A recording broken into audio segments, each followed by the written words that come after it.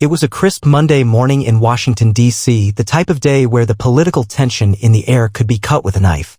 The Trump administration had just rolled out its new tariff policy, a sweeping expansion on imported goods that aimed to bolster American manufacturing and bring jobs back to the heartland. The President Donald J. Trump had declared it a new age of American economic independence, and it quickly dominated every news cycle in the country. Over at ABC Studios in New York City, the ladies of The View were ready with their usual blend of fire, sass, and political commentary. As the cameras rolled and the show's theme music faded out, Whoopi Goldberg leaned forward in her chair, adjusted her glasses, and smirked. So, she began with that signature edge in her voice. Donald Trump is at it again. Tariffs on everything from German cars to Italian wine? What's next? Taxing fresh air. I guess America first means Americans pay first. The studio audience burst into laughter and applause. Whoopi was clearly in her element. But here's the thing, she continued, her tone now more sarcastic. He says it's to protect American jobs. But the last time I checked, most of his products were made in China, and I don't see him buying American-made toupees anytime soon. Joy Behar chimed in with her trademark cackle, and don't forget, his steaks were imported too. Hypocrisy tastes great with a side of tariffs. Another wave of chuckles swept through the studio. Little did they know their mockery wasn't going to stay confined to the realm of morning talk shows. It was about to catch fire on social media, especially one particular clip where Whoopi called the tariffs Trump's new trick to distract from court cases and chaos. Within an hour, that clip was trending across X, formerly Twitter, Facebook, and Instagram. Conservative commentators slammed the segment as disrespectful and shallow. But the real storm was still brewing. Back in D.C., White House Press Secretary Karoline Leavitt was just stepping out of her early morning briefing with President Trump. Tall, composed, and razor-sharp, Karoline was no stranger to controversy. Since taking over as press secretary, she had become known for her no-nonsense attitude and her ability to handle the press corps with the same tenacity as her boss.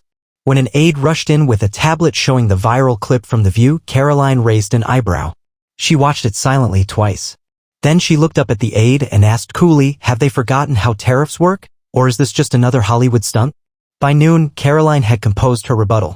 But she wasn't going to deliver it from the White House podium. No, this deserved a bigger platform, one where the gloves could come off. Fox News, always ready to pounce on cultural clashes involving celebrities and conservatives, offered her a primetime slot that evening on Hannity. As the sun set over Washington, anticipation built across the country. Twitter was ablaze with hashtags. Hashtag Whoopi versus Karoline, hashtag Tariff Truth, and hashtag Karoline claps back. Even liberal news outlets hinted that Leavitt might deliver one of her signature scorched earth takedowns. And Karoline? She was just getting started. As the clock ticked toward 8 p.m. Eastern, cable news viewers across the country had their eyes glued to Fox News. Sean Hannity opened the show with his usual firebrand monologue, tossing red meat to his audience. But even he couldn't hide his excitement. In just minutes, Hannity said, White House Press Secretary Karoline Leavitt joins us live to respond to Whoopi Goldberg's comments on The View, and folks, let me tell you, you're gonna want popcorn for this one. Backstage, Karoline Leavitt stood calm and confident, sipping black coffee as makeup artists gave her a final touch-up. Dressed in a crisp red blazer with an American flag pin shining on her lapel, she looked like someone who wasn't just prepared for battle, she was inviting it. The producers gave her the countdown, 5 seconds. She exhaled. Game time. The screen split, Sean Hannity on the left, Karoline Leavitt on the right. He greeted her with a warm, Karoline, always good to see you. She smiled politely. Always good to be here, Sean. Hannity didn't waste time. You saw what Whoopi Goldberg said on The View this morning. I won't repeat all the nonsense, but the mockery was aimed directly at the president's new tariff policy. Your thoughts? Karoline nodded slightly, her tone even, but her words sharp. Look, Sean, I usually don't give morning talk shows the dignity of a response. But when a daytime entertainer like Whoopi Goldberg uses her platform to mislead millions of Americans about economic policy and to mock the very people this administration is fighting for, it demands correction. She leaned forward a little, voice steady and deliberate.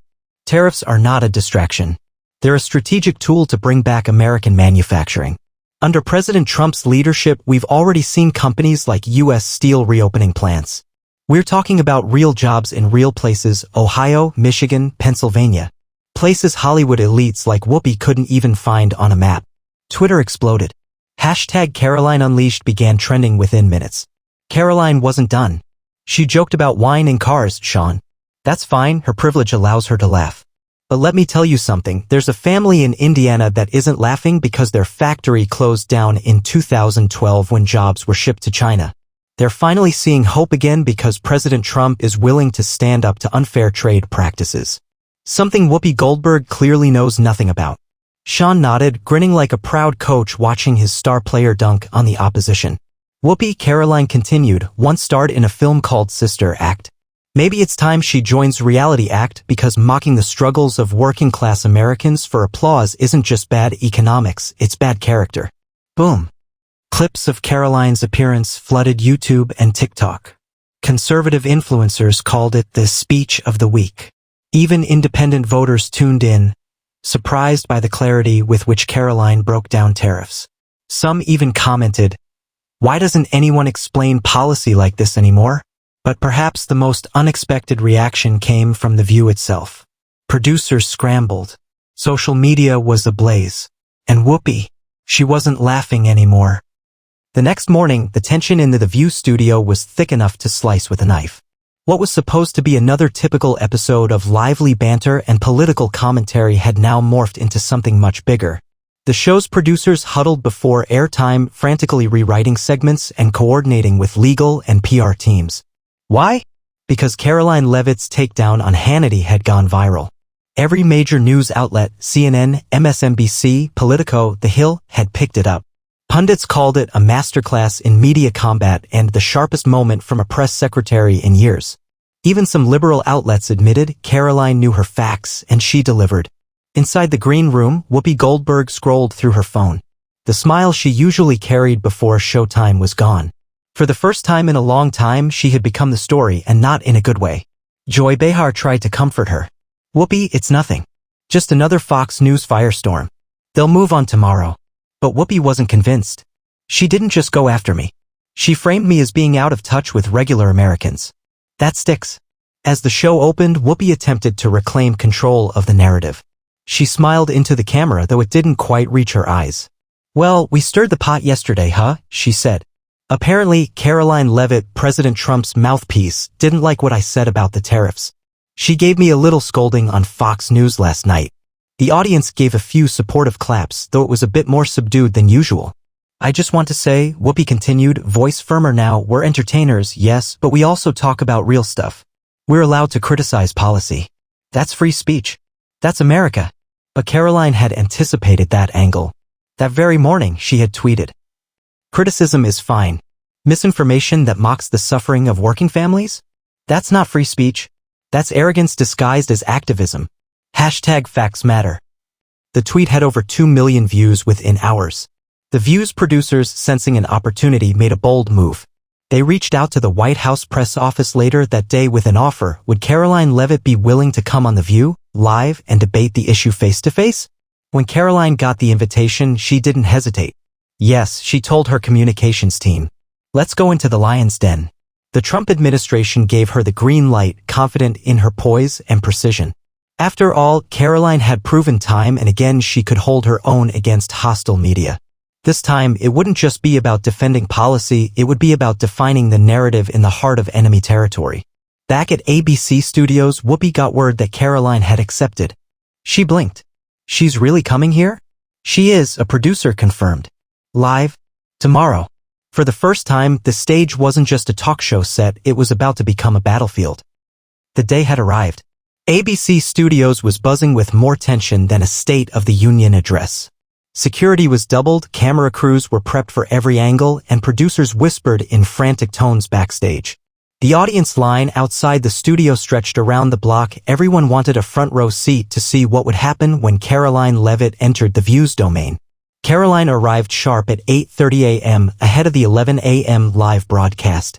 Dressed in a sleek navy blue suit, hair perfectly styled, and her signature confident smirk in place, she walked through the halls of a network that wasn't exactly friendly territory. But Karoline wasn't here to be liked. She was here to win. Backstage, Whoopi Goldberg, Joy Behar, Sunny Hostin, and Sarah Haynes were going over cue cards and segment notes.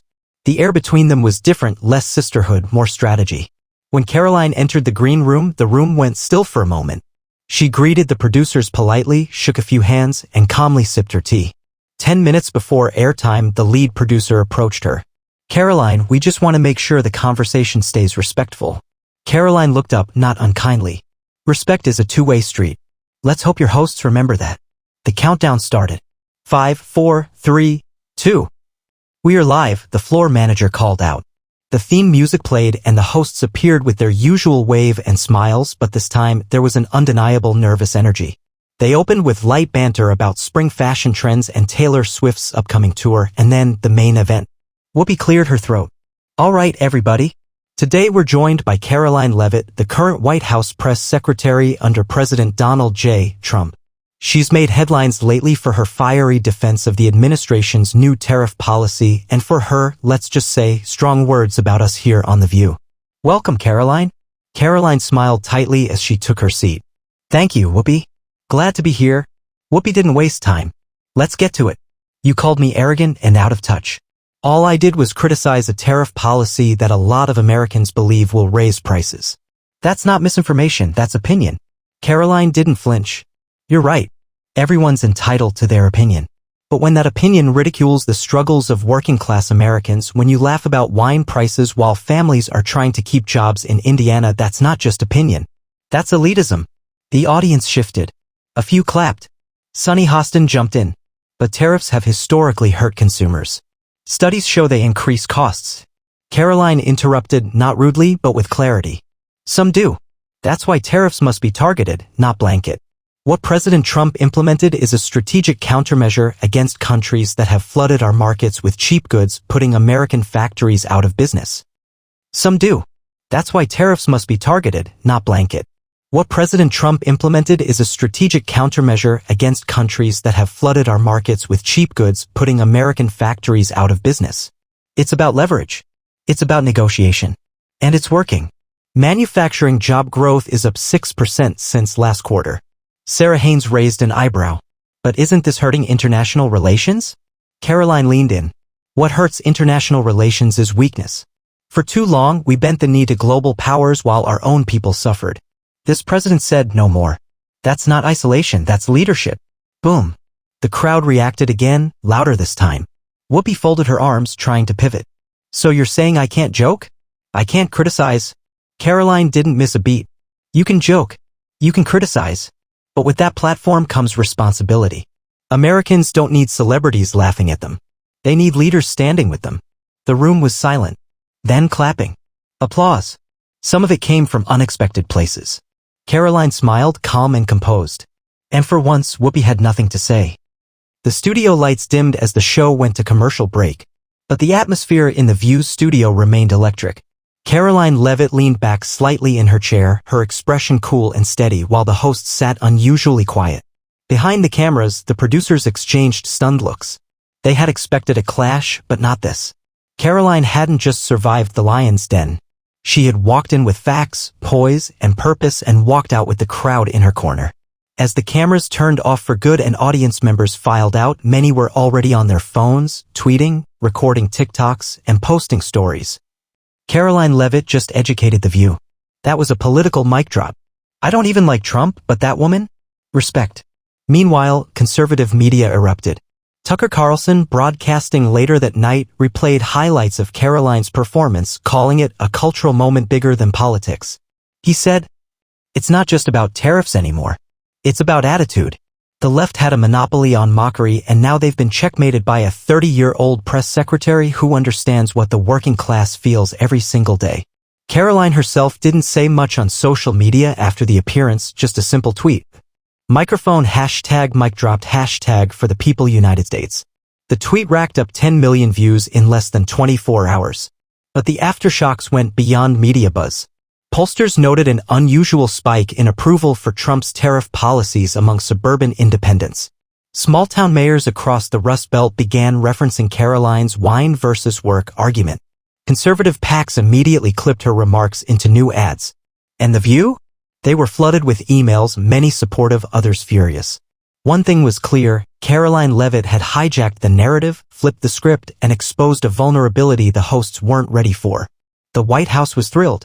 President Donald Trump himself posted on Truth Social. Karoline Leavitt destroyed The View today. Told the truth? Total class, total brains, and tough. Even Whoopi couldn't handle it. America loves it. We're winning again. That night, Karoline sat in her modest D.C. apartment watching the clips with her team. She didn't gloat. She didn't party. She simply nodded and said, let's get ready for tomorrow. Because for her, this wasn't about going viral. This was about changing the way politics was communicated in America. No longer just sound bites. No more elite laughter at the expense of the everyday American. She had taken a seat at their table and left it shaking. Epilogue. In the weeks that followed, Karoline's debate was studied in political science classes, marketing seminars, and even pop culture podcasts. The face-off became symbolic of a broader cultural reckoning. What happens when substance meets snark? And in this case, substance won.